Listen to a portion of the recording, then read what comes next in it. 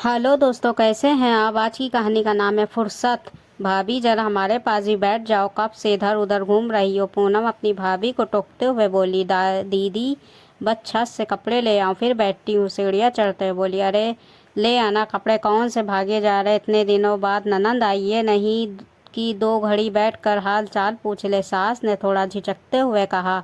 लेकिन शिवानी फिर भी सरपट छत पर गई और सूखे हुए कपड़े उतार लाई। दीदी बस अब यहाँ बैठकर कपड़े तह कर लूँगी, एक काम भी हो जाएगा। अब थोड़ी देर में चाय का वक्त भी हो जाएगा। शिवानी कपड़ों का ढेर पलंग पर रख कर बैठ गई। भाभी आप तो ऐसे दिखा रही हो जैसे फुर्सत ही नहीं मिलती। अरे शुक्र मनाओ कि आपको माँ जैसी सास मिली है। मेरी माँ तो बेचारी बहुत सीधी है, अगर मेरी सास के जैसी सास मिल जाती तब आपको पता चलता। दिन भर ये करो वो करो लगाए रखी रहती। मजाल जो 2 घड़ी आराम कर लूं। पूनम मुंह बनाते हुए बोली। ननन की बात पर शिवानी सिर्फ मुस्कुरा दी। तभी शिवानी के फ़ोन की रिंग बजी तो शिवानी ने देखा उसकी माँ का फ़ोन था। दीदी मेरी मम्मी का फ़ोन है। पूनम कुछ कहती इससे पहले शिवानी की सास माँ बोल पड़ी। पता नहीं रोज रोज क्या बात होती है। 2 घड़ी ननन ने पास बैठने के लिए क्या कह दिया तो बहाने तैयार रहते हैं इसके पास। सास की बात सुनकर शिवानी ने फ़ोन काट दिया। फिर अपनी सास से बोली, माँ जी 1 हफ्ते से मैंने माँ से बात नहीं की है। माँ है ना, दिल नहीं मानता। कोई बात नहीं, मैं फिर कभी कर लूँगी। और सुनाओ दीदी, जीजा जी कैसे हैं, और इस बार आप इतने दिनों बाद क्यों आई।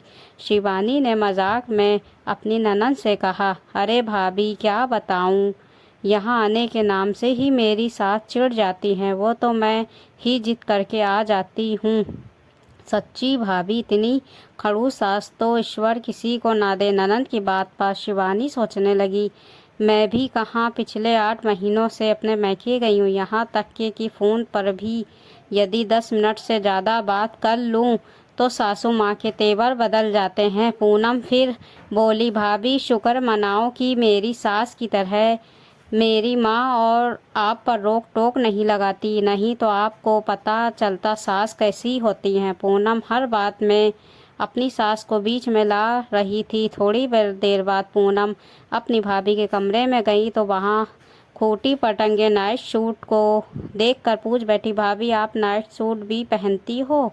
जब मैं यहाँ थी तो मैं पहनती थी, लेकिन मेरी सास तो अब मुझे लाने भी नहीं देती। मजाल जो मैं नाइटी पहन कर भी कमरे से बाहर आ जाऊं। आप खुशकिस्मत हो जो आपको माँ जैसी सीधी सादी सास मिली है।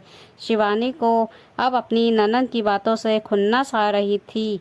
वो पूछ बैठी, दीदी आपकी सास इतनी कड़क है, तब तो सारा परिवार उनसे परेशान रहता होगा। क्या आपकी सास आपकी नंदों पर भी इतनी ही रोक टोक लगाती हैं। अरे नहीं भाभी, बेटियों को उन्होंने सर पर चढ़ा रखा है, सारी रोक टोक तो मेरे ही ऊपर रहती है। बेटियां तो माँ की लाडली है ना, उन्हें भला अपनी माँ से क्या परेशानी होगी। पूनम बोली, सही कहा दीदी, माँ तो सबकी सीधी ही होती है, लेकिन पता नहीं क्यों ये माएँ सास बनते ही बदल जाती हैं। पता है दीदी, ये जो नाइट सूट आप देख रही हैं ना, वो मैं सिर्फ अपने कमरे में दरवाज़ा बंद करने के बाद पहनती हूँ। और आप जो कहती हैं ना कि मैं आपके पास बैठ क्यों नहीं रही थी, यदि घर में कोई भी आता है तो माँ जी मुझे वहाँ बैठने नहीं देती और ना ही मेरे सामने घर परिवार की कोई बात करती हैं। कहती हैं कि बउओं को घर के भेद देने से बात